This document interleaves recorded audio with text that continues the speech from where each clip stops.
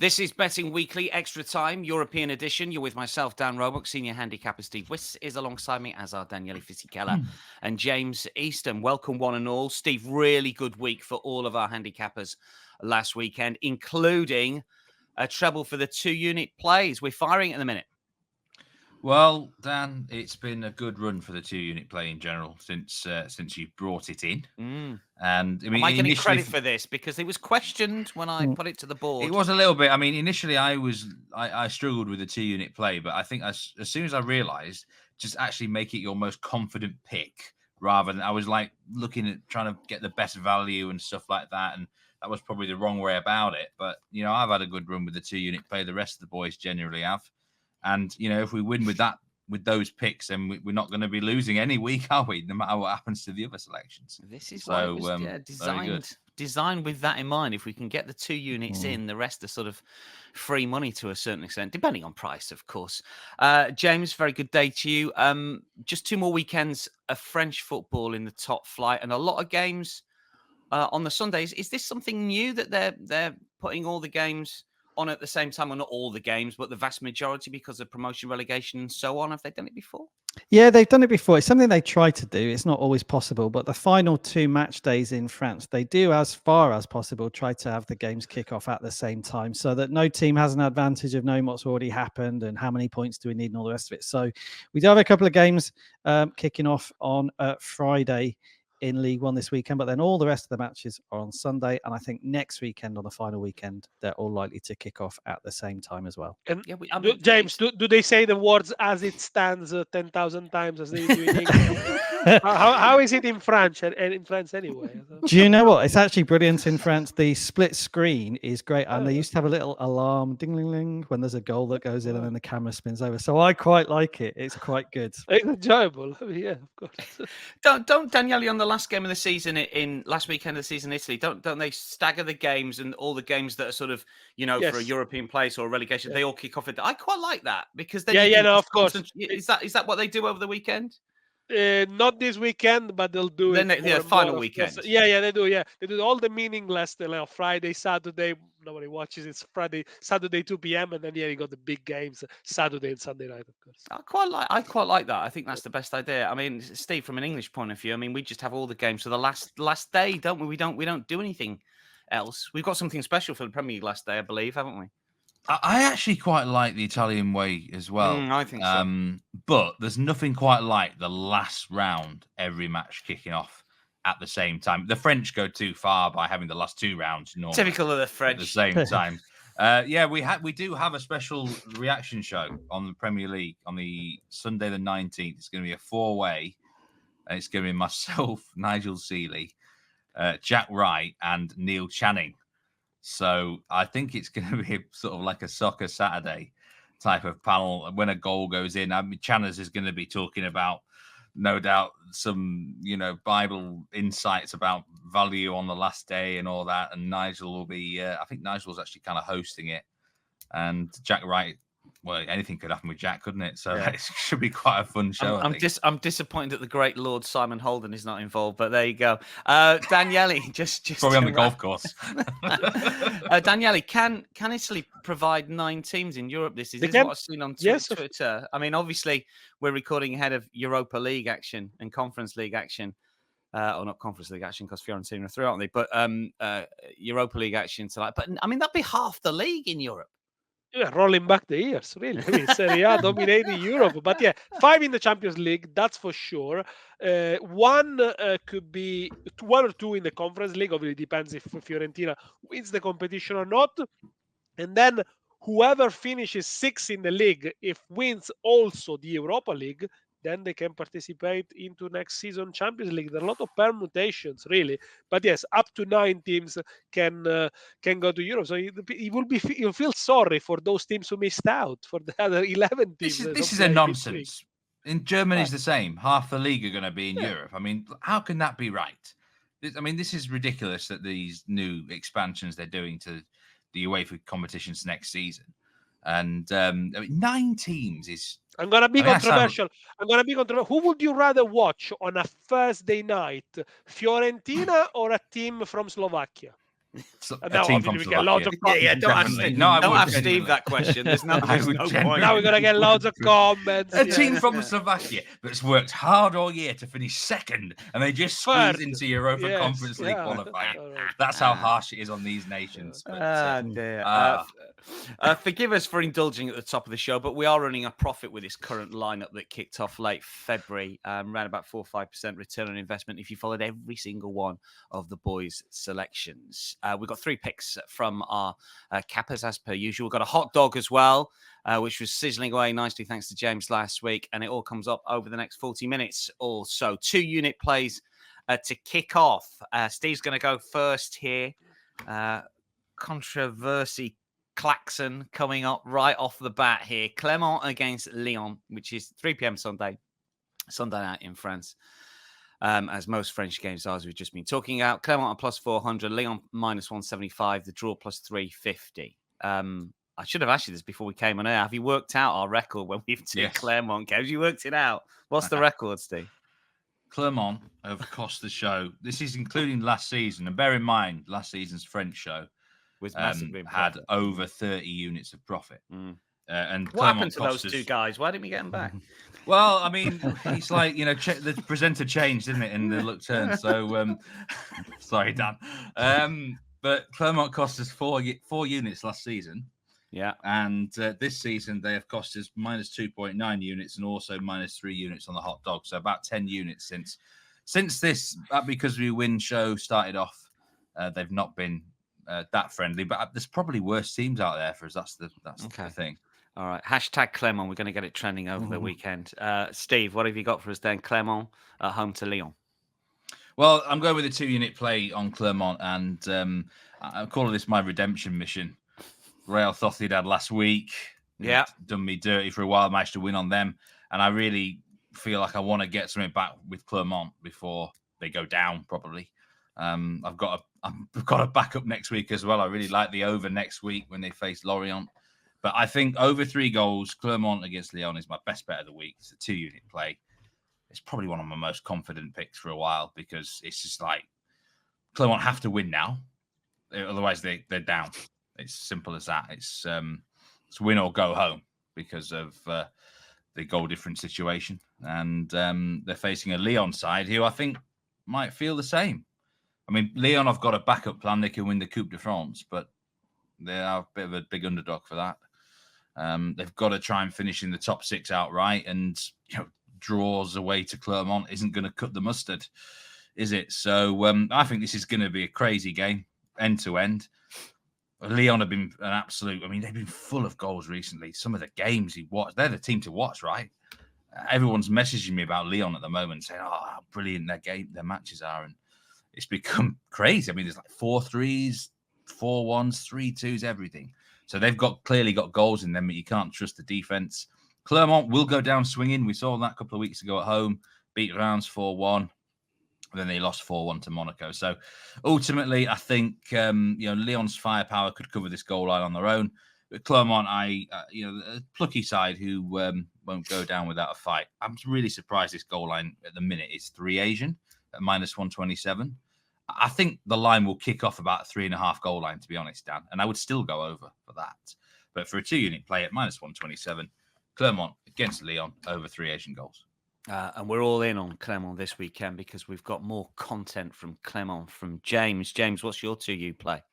Yeah, my 2 unit pick, same game. It's on Lyon minus 1 goal on the Asian handicap. So if Lyon win by a single goal, then you'll get your stakes back. If Lyon go on and win by 2 or more goals, then you'll make a profit. And Steve said about Lyon, they've been fantastic to watch recently. Since the start of February, Dan, they've actually got the best record of any team in League One. They've won 10 out of 13 matches since then, 10 out of 12 if you take out the defeat to PSG, who most teams would expect to lose against. And you might think start of February is an arbitrary date, but it's not actually, because it was the first game after the transfer window closed, and this Lyon team was really rebuilt during the January transfer window very successfully. So you look at the league table, Lyon are 7th in the league table, but don't worry about that, because this is a completely different Lyon side to the one that we were watching in the first half of the season. And as I say, since the start of February, this is a top 3 side, not a top 7 side. They're that good. They've been absolutely brilliant. Great performances, fully deserved most of these wins that they've had.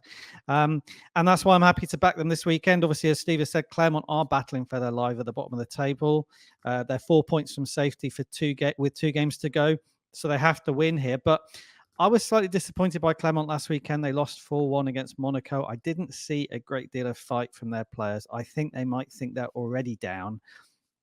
And I think that will play into Lyon's hands. And, just one other thing on the Asian handicap pick here. Obviously, to cash with this, you need Lyon to win the game by 2 goals. But as Steve has said, they've scored so many goals recently that I think they're just going to keep trying to score and score and score in this match. They've got 15 in their last 5 games. 5 of those goals have come from players coming off the bench. So they're playing through the tape at the end of matches. I think they're competing for places in the French Cup final team on May the 25th against PSG. There's Lacazette's an obvious starter at centre forward for Lyon. He's obviously one of the first names on the team sheet, but there is competition for the other 2 attacking positions in the wide roles. And I just think that gives Lyon an even better chance here of going on and winning by 2 or maybe even 3 goals. So yeah, they're very short odds to win the game, as you'd expect. They're favourites, minus 175. So I prefer them on the Asian handicap. It's -1 on the Asian handicap at minus 104.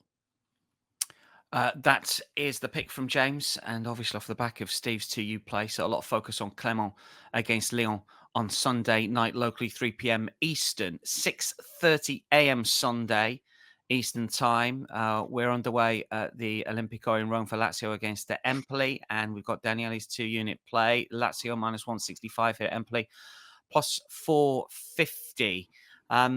Are Lazio making a late run at a Champions League spot here? Daniele, do you think it might just be beyond them? They've been in really good form, haven't they, recently? Had they not considered a stoppage time equalizer against Monza, they could have actually leapfrogged Roma and maybe finished in 5th, and due to those permutation, hope for it. But no, I think it's beyond their reach. Not mathematically, yes. They have improved. Only 1 defeat in the last 6 with Tudor, 4 wins. Yeah, but a big rebuild is coming in the summer. So probably they're better off in Europa League. And they take on an Empoli side that need points to keep themselves out of the relegation places, which they are at the moment. So are we predicting a tight encounter here? What's the play? Under 2.75 goals, Asian line minus 150 because Empoli are scoreless in 7 of the last 9 games. They haven't scored in 20 games in total. And since March, they are the teams that has failed to score more times in Europe. Top 5 leagues is going to be hard for Empoli to go and win at Lazio, a team that can keep it tight. Last season, they kept 21 domestic clean sheets. This season, they are nowhere near that record, but they won the last 3 home games 2-0. And actually, no, they conceded 1 goal against Salernitana, only 1 goal conceded in the last 3, but the other 2 were wins 2-0. It's not easy to win 4 games in a row at home at Lazio, and Tudor is going to try to do it for the first time as a new manager since 2005 when Delio Rossi managed to do it. 3 clean sheets in the last 6 for Lazio. We mentioned as many as in the previous 12 games. Provedel, the goalkeeper, is going to be back. He's always good. Can pop in for a goal every now and then. It's stoppage time, but probably can keep out Empoli attackers. By the way, now Lazio never lost at home to Empoli in 13 games and 9 wins. I think they're going to win it, winning it fairly comfortably. A 2-0 win will return the maximum stake for you on this pick. Yeah, I can't imagine Provedel jumping up in the 95th minute again, but that was something special, wasn't it, earlier this season? I think he was he a striker in his youth team? Yeah, he was. Did I read that at the time? Yeah, incredible. Really good keeper. Let's get some hot dogs, shall we? James hit the biggest hot dog. I think it's Steve. Is it the biggest hot dog we've had this season? It must be with that. Was it? I think it probably. I mean, yeah, it was plus saved 430, but it was sort of a little bit lower, James. I think plus 370. I think was the official price listed on the show when we recorded live. I don't know what it was on kickoff of that particular game, but hats off to James. And you've got more from the same 2 players. Just tell us the situation with Mikatadze. He is free to play this weekend, obviously. He is free to play. So Mikhail Tadze of Metz, who's been scoring so many goals and was part of our winning parlay last weekend, got sent off in Metz's 3-2 home defeat to Rennes. That red card has been rescinded. The referee very quickly realised he'd made a mistake. I think he made a mistake. It was a slight overreaction, I think, to give Mikhail a red card, which is absolutely crucial for Metz, who are in the relegation battle. They're basically a one-man team at the moment, with Mikhail scoring so many goals. When I saw the red card, because I was watching the game last week, I thought, well, that's them relegated. So the fact it's been rescinded is massive. Didn't he try to come back on? Yeah, there was some confusion. I think he thought that the VAR had overruled it and it hadn't. So then he had to go off again. But it has been, as far as we know, it has been rescinded. So the latest reports are he's definitely playing this weekend. And yeah, it's also good news for us, Dan, because he's been cashing so many times in the over 0.5 shots on target market.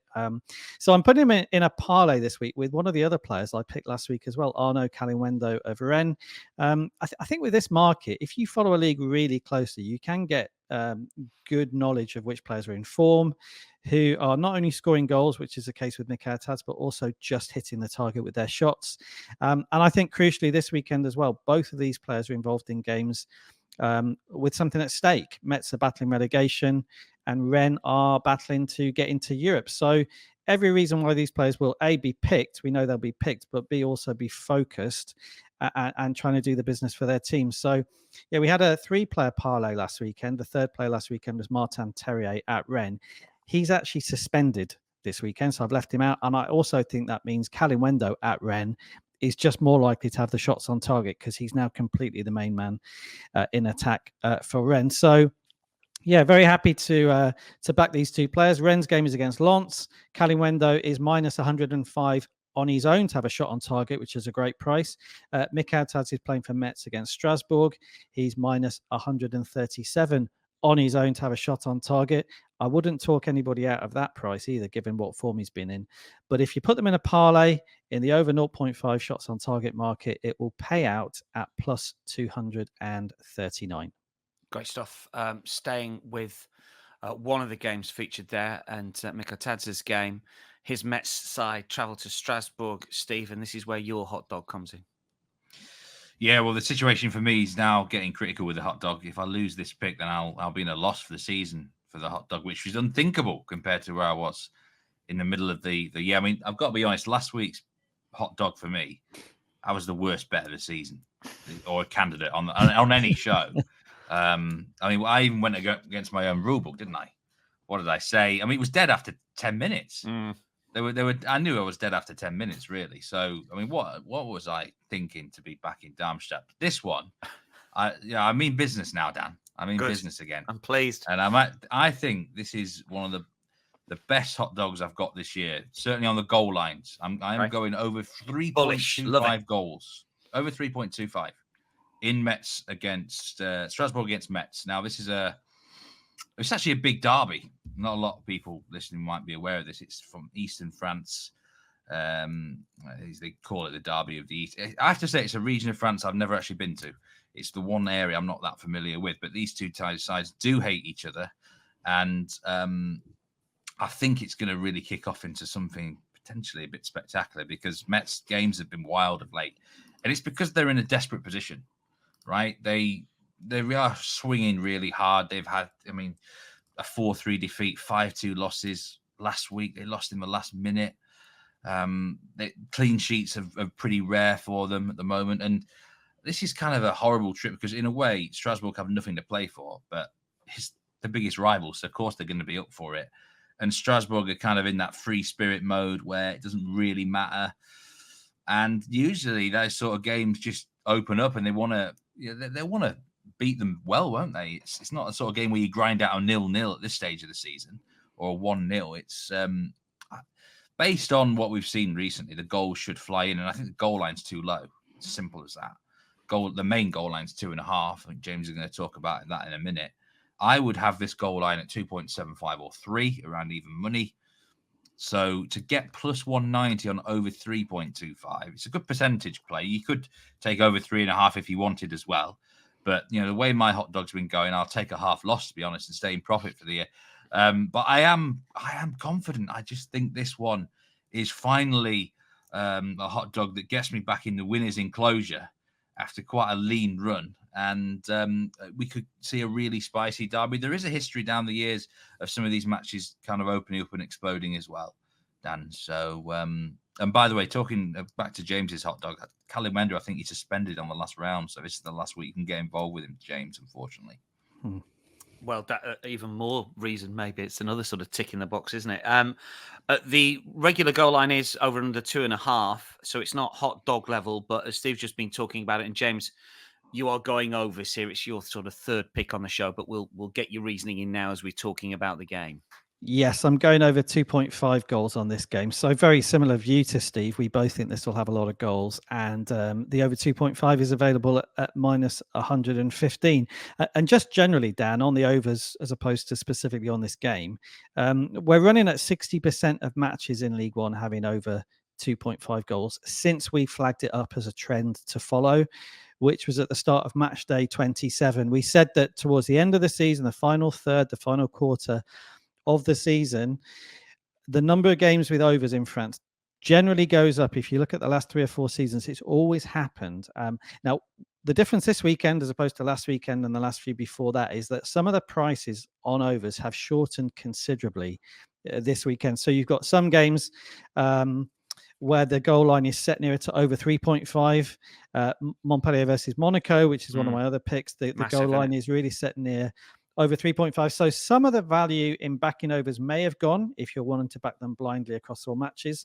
But this game here, the Strasbourg-Metz game, is one of the games where surprisingly the price has held at over 2.5. Minus 115 is showing that the goal line is still set at over 2.5. And like Steve, I think there's every reason that this will be an open match. You've got Metz who are fighting to avoid relegation and will really go for it.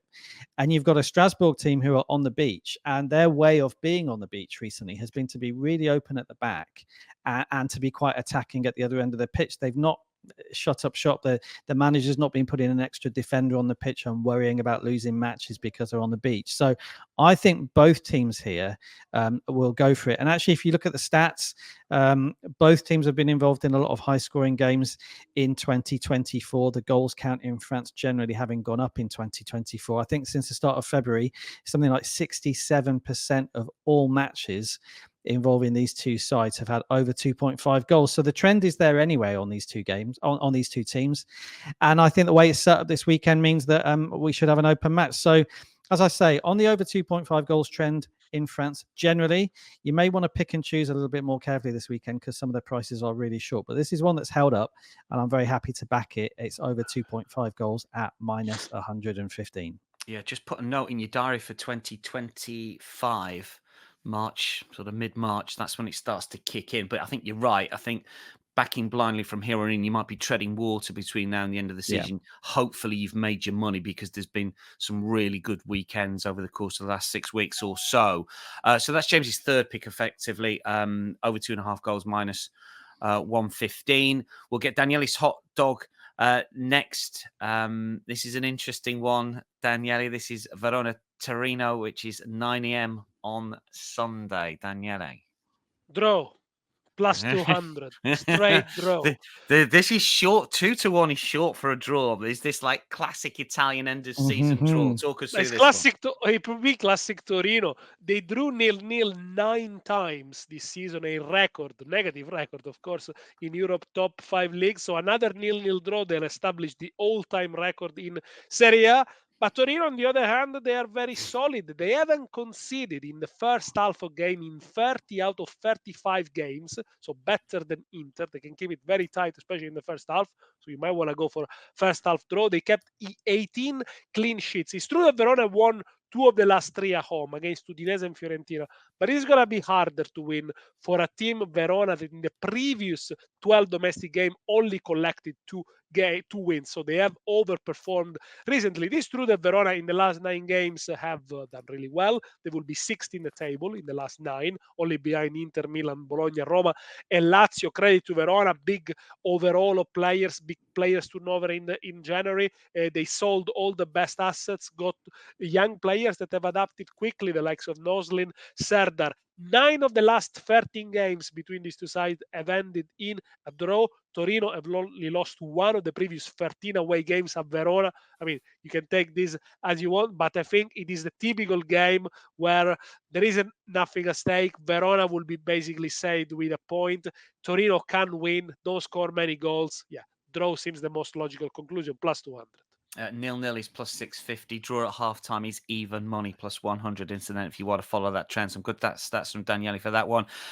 Next to Spain, and I did some number crunching, and a little bit like James with Ligue, you tend to know at this stage of the season the market has caught up with an awful lot here. Mallorca, Las Palmas is the game we're going to talk about with Steve. It's an 8 a.m. Saturday kickoff here. Mallorca have been unders kings over the course of the season, but when they have been an under recently, the sort of market has found them out, and if you've been backing it blindly, you're not been making money. So we've got to get a bit creative here, Steve, with this, and I'll just rattle through the prices first up. Mallorca minus 152 to win the game. Las Palmas plus 480. Draw plus 255. Over and under line under 2.5 minus 175, which is pretty short, but they have been this sort of price for the last few months, and over 2.5 plus 138. So Steve, how do we squeeze some value? Which line do we go with here? Well, just before I go to the bet, I was watching the pick I had last week for Rayo Vallecano against Almeria. I was on the over, and I was watching the game, and there were so many chances. It should have gone over. It ended 1-0, and it made me make a decision that I'm fed up of relying on these teams that have underachieved their metrics all year, right? Waiting for them to deliver the goals, etc., etc. They aren't going to come now. I'm talking the likes of Cone. There's so many, isn't they? We've been waiting all year. They're not coming. So I am now getting involved in the match. I like the under 2 Asian goals at plus 108. Both of these two teams have a lot of things in common. Mallorca and Las Palmas, not least that they're actually island side. So it's a bit of an island derby, this one. But both massively underachieve with their XG, and both of them overachieve expected goals against. That is a concoction for unders. Now, there'll be people out there who say, oh, these metrics are going to have to come back to the mean eventually. They're not going to. Not with bad teams. It's not going to happen because you watch, I watched Las Palmas last week against Real Sociedad. They could have scored a few times. But I've said that so many times all year about Las Palmas. They just don't finish their chances. And Mallorca are even worse. Mallorca have won only 6 games all year. 14 draws, by the way. Won 6 games. 4 of those 6 wins have been 1-0 exactly. They just really struggle to find the back of the net. And we've got to look at the position of the two teams in the league, right? Mallorca are 6 points clear of Cadiz. A draw is not a bad result for them here at all. They just probably need a couple more points. Las Palmas have lost God knows how many in a row. It's about 8 in a row, maybe. Now, if you've just done that, you want to stem the flow of defeats, don't you? They will take a draw. In fact, actually, if they get a draw, mathematically, they will be safe in terms of the goal difference. They've got enough points anyway, but it's always nice to get over the mark, isn't it? So draw suits both sides. If anyone does get ahead, they're just going to park the bus, try and stay 1-0 ahead. This is an early kickoff time as well. I think it's 1 p.m. or 2 p.m. local. And the weather we're getting hot now in Europe, 26, 27 degrees. These two sides they're not going to want high intensity. They want to be, literally going on the Mallorca beach after this game and just relaxing. So I am struggling to see how this match just gets anywhere. There won't be many chances. I can't see there being many goals. It is under 2 goal line at plus 108. If there's exactly 2 scored, we get a push. But I think we're looking at 0-0 or 1-0 to someone here, Dan. This is going to be a drab affair. And if the chances come, they're going to get missed. It's kept happening all year. Yeah, this is it with expected goal statistics. I think a lot of people expect regression for every single team. The reason that you don't is because you've got bad teams and good teams. And the expected goal metric for a lot of the models, they don't take into consideration which player takes the shot. It's just one other thing to add. Both goalkeepers have been really good this season. The last keepers had a great year. And Predrag Rakovic, James will remember him at Rams, really solid keeper. The backup, by the way, for Mallorca is someone called Dominic Grief, so it'll be a sad day when he gets in to start. I'll get my coat and my card in for this. This is the first card for a long time. Wow. There Yeah. you go. Right. Anyway, yeah, be careful with regression. Bad teams stay bad. Daniele's got his second pick for us here. Napoli against Bologna. Napoli plus 102. Bologna plus 250. If I got that right, must have done. Draw plus 265. Oh, Bologna. I mean, they're minus 150 for top four. They don't necessarily, well, they don't need top four. Top five will get Champions League, Daniele. But is there a little bit of concern all of a sudden with Bologna at the moment and therefore? They've slowed down. They only won 1 in 5, only scored 4 in the last 5. But yeah, I'm also scratching my head why Napoli are the favorite in this tie. They are 13 points behind Bologna, can't reach Europa League, probably left to settle for Conference League, and they've only won one game in the last 9 in all competition, no clean sheets in the last 16 in all competition for Napoli. Yes, Bologna have been struggling a little bit. I think the fact that they're missing Lewis Ferguson for injury has contributed to that, and they don't score an awful lot of goals, especially away from home. Only 19 goals scored for Bologna. But they're still a stronger and better side than this Napoli that, frankly, can't wait for the season to finish. Napoli at home, 24 points, 24 goals scored, worse than newly promoted Frosinone and Cagliari. Away from home, Bologna, 9 away draws. No clean sheets for Bologna, though, in any of the games they played against the top 9 sides. I think Bologna are simply not going to lose at the Stadio Maradona, and I go for a parlay Bologna or tie and under 3.5 goals plus 118. Yeah, I like this one. It's one of the best bets of the weekend, I reckon. We flagged one up. Well, I did anyway last weekend, that thankfully copped, so hopefully this one will as well. Osimhen, 4 goals in his last 5. He's plus 125 anytime a goal scorer. Where is he going to be playing next season, Daniele? Well, certainly not in Italy. That looks clear. I don't know if he answered the question, but look, Osimhen has made it very clear while he was away with Nigeria that he has already made up his mind. But even if he had a difficult season, a turbulent season, this is not affecting his performances. 17 goals scored so far. He contributed between goals and assists to 36% on Napoli team's goal overall. So has to be praised for that. He might want to finish with a bang. And also has to be said, Napoli only failed to score once in the last 8 home games. So Osimhen, anytime goal scorer against the Bologna side, third best defense in the league I mentioned, but also no away clean sheet, as I said, against any of the top 9 side away, could be a decent bet. Yeah, it could be a play. Let's hope that Bologna keep him quiet, though, for our particular play from Daniele. Napoli versus Bologna. We like Bologna or the tie and under 3.5 goals plus money pick. James, let's get your second play. Montpellier against Monaco here, 3 p.m. again on Sunday Eastern, which is 8 p.m. local. Or is it 9 p.m. local? 9 p.m. local. Montpellier plus 265, Monaco minus 117, draw plus 310. You referenced that goal line earlier in the show here. I mean, over is plus 105, over 3.5. So they've caught up with that one. There's no doubt about it. Monaco, as far as I could see, James, absolutely flying. They're top of an awful lot of the form tables in France, along with Lyon recently. But Montpellier haven't done that badly recently, but you've got on the money line here. Yeah, Montpellier haven't done badly recently, but I am back in Monaco here, Dan. They're minus 117 to win the game. I actually was expecting them to be a lot shorter than that. So I'm back in Monaco here to win the game. This is mainly down to motivation. You're absolutely right. Montpellier's form's actually held up recently. They won last weekend, even though they're a mid-table side and will finish in mid-table. Historically, Montpellier have always had problems finding secondary reasons to be motivated if and when they know they're going to finish in mid-table. I do think that will start to happen this weekend as well. I think the players know they're going to finish in mid-table. There's nothing at stake for them. Their best player is suspended this weekend, Teji Savanier, their playmaker, who's been in terrific form over the last 2 months, I would say. So there's no reason to expect a fully motivated Montpellier performance, even though they played well recently. And Monaco are going for second place in the league. So they're in a good position. They're 4 points clear of the team in third place, Brest. If they win here this weekend, they can guarantee second place in the league with a week to spare. And next weekend, they play Nantes, which is a winnable match, but Nantes may have something at stake in the relegation battle. So I think if you're Monaco going into this game, you're in great form. They had a great win last weekend. They beat Clermont 4-1. I think they'll go all out to win this game and get second place wrapped up with a week to spare, and then they can switch off. And I don't see Montpellier putting up a great deal of resistance to that. So I think everything about this game suits Monaco. It's a fairly easy journey for them as well in the south of France. But the motivation is the big factor. And as I say, I was expecting Monaco to be maybe minus 140, minus 150.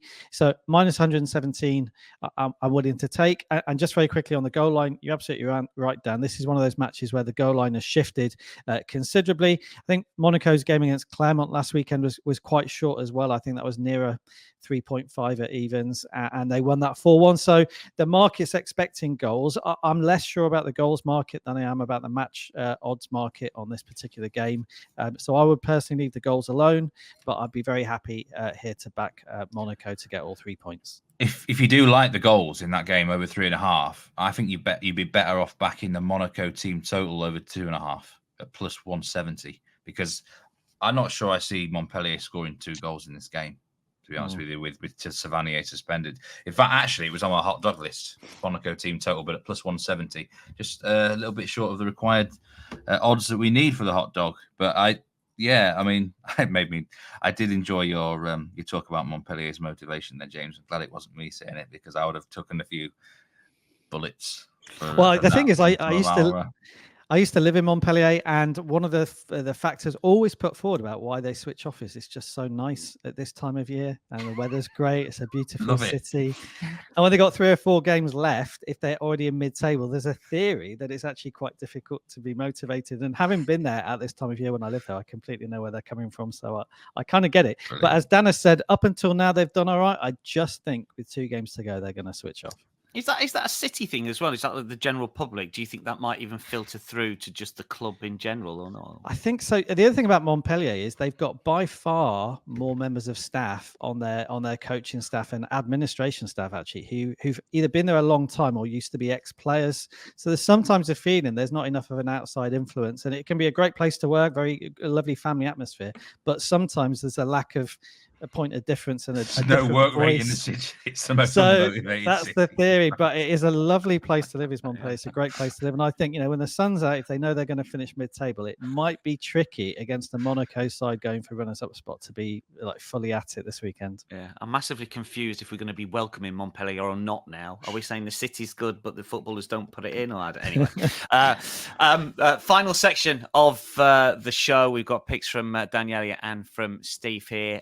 I've entitled this section the over 3 goal Asian line total section. It rolls off the tongue. Yeah. Steve and Daniela's got picks. Steve, we go to Germany first up, 9:30 Saturday.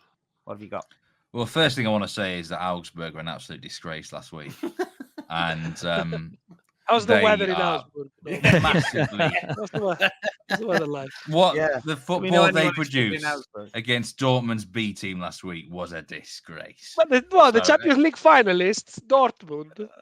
Dortmund rested 10 out of 11 players, and Augsburg just laid down and rolled over and had their tummies tickled, and I'm not best impressed with them.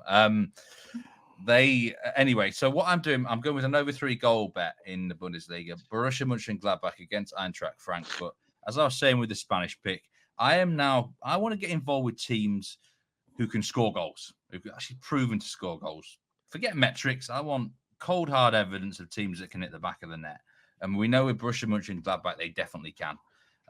They have the 3rd most over 2.5 goal games in Bundesliga this season. They actually also have the joint most 0-0 draws, which is a very interesting stat. There's only been 13 0-0 draws in the Bundesliga. 6 teams have not been involved in one. I just think this match, most of the time Gladbach games are wild. They don't just go over, they go way over. You're talking a 3-3 draw is never the worst scoreline to back with the Borussia Mönchengladbach. And they're against Frankfurt side here, who Frankfurt are not a side I really get involved with that much, but recently the goals have really flied with Frankfurt, and I think it's just a typical end of season thing where they're just letting loose. They're in quite a good position. I think they look like they're going to secure 6th place. I mean, half of the league's going to be in Europe anyway, so there's not nothing to worry about, have they? This is going to be a nice game of football. And Gladbach still need some points to avoid the playoff, by the way.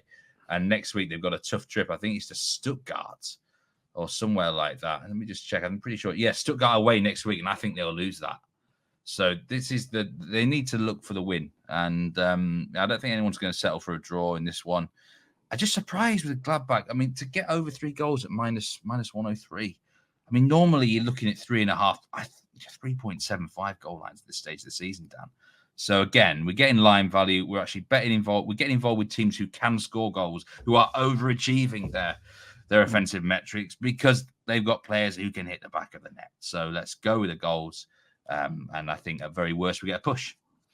Same bet for Daniele in Turin Juventus against Salernitana. Daniele.